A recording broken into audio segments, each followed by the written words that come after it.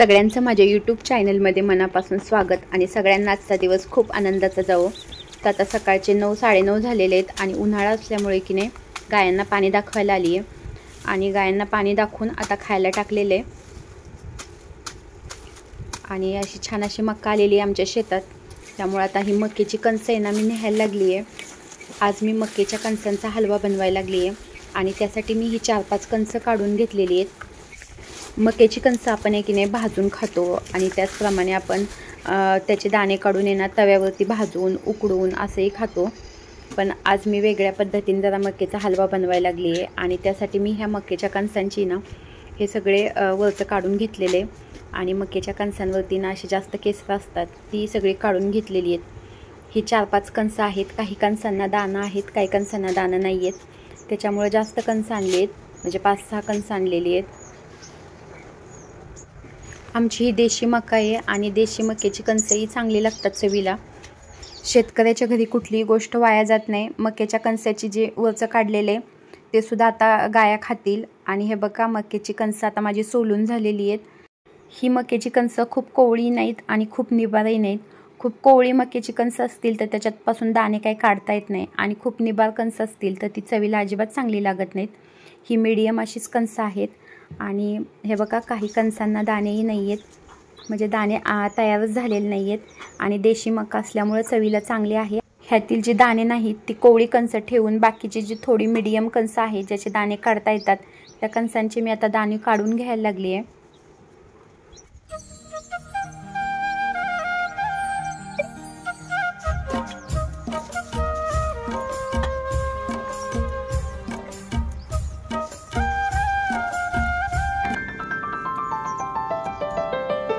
मक्याच्या कणसाचे आता मी दाणे काढून घेतलेले आहेत आणि त्याच्यामध्ये काही थोडीफार केसर आहेत ती हे बघा आहेत, ही अशी थोडी पाकडून घ्यावी लागतील। त्याच्यामुळे ना ती अशी छान अशी पाकडून घेतलेली आहेत आणि सगळं स्वच्छ करून घेतलेले।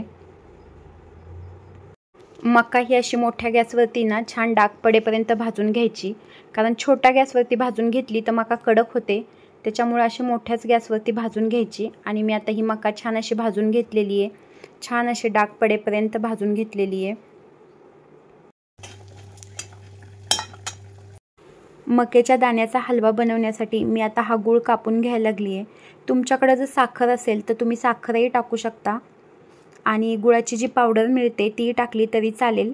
माझ्याकडे ही गुळाची ढेप आहे त्याच्यामुळे मी आता ही गुळाची ढेप कापून घ्यायला लागली आहे आणि आपल्याला किती गोड प्रमाणात आवडते त्यानुसार मग गूळ टाकायचा। हे भाजलेले मक्याचे दाणे आणि गूळ कुकरच्या भांड्यामध्ये टाकायचे आणि कुकरला 3 शिट्ट्या द्यायच्या, म्हणजे गूळ आणि मक्याचे दाणे एकजीव होतील आणि गुळामध्येच मक्याचे दाणे शिजवल्यामुळे आतमध्ये शिरून मका एकदम गोड होईल। आणि वरून थोडंसं पाणी टाकायचं, जास्त नाही टाकायचं, 1-2 चमचे पाणी टाकायचं, कारण ना वाफेमुळे ना पाणी सुटतं, त्याच्यामुळे जास्त पाणी टाकण्याची काही आवश्यकता नाही। आणि अशा कुकरला 3 शिट्ट्या देऊन घ्यायच्या। हलव्यामध्ये टाकण्यासाठी मी आता हे बदाम कापून घेतलेले आहेत आणि मक्याच्या हलव्यामध्ये बदामही एकदम छान लागतात, त्याच्यामुळे मी आता हे असे बदाम कापून घेतलेले आहेत। कुकरच्या 3 शिट्ट्या झालेल्या आहेत आणि आता कुकर थंड झालेला आहे आणि गूळ आणि मक्याचे दाणे जे शिजलेले आहेत ते आता ना मिक्सरमधून जरा बारीक करून घ्यायचे, म्हणजे खूपही बारीक नाही, आबडधोबड बारीक करून घ्यायचे, तसेच छान लागतात खाताना दाताखाली, त्याच्यामुळे ओबडधोबड मी आता बारीक करून घ्यायला लागली आहे। हलवा बनवण्यासाठी गॅसवरती कढई ठेवून त्या कढईमध्ये 2 चमचे तूप टाकून घ्यायचं आणि तूप थोडंसं गरम झालं की त्याच्यामध्ये बदाम तळून घ्यायचे।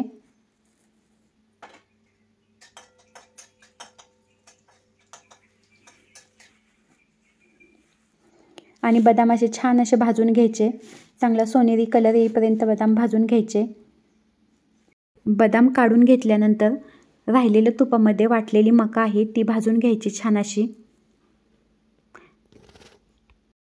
मका ही अशी छान अशी भाजून झाल्यानंतर त्याच्यामध्ये बदामाचे वरून तुकडे टाकायचे, काजू किंवा इतर ड्रायफ्रूटही आपण टाकू शकतो आणि त्यानंतर टाकायची वेलची पूड। मका उकडताना जे गुळाचं पाणी राहिलं होतं ते असं वरून टाकून घ्यायचं।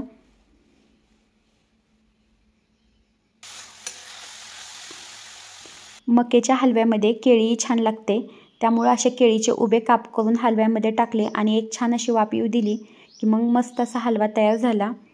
तुम्ही जर माझ्या चॅनलवर नवीन असाल तर माझ्या चॅनलला सबस्क्राईब करा, व्हिडिओला लाईक करा, कमेंट्स करा आणि व्हिडिओ आवडत असेल तर नक्की शेअर करा.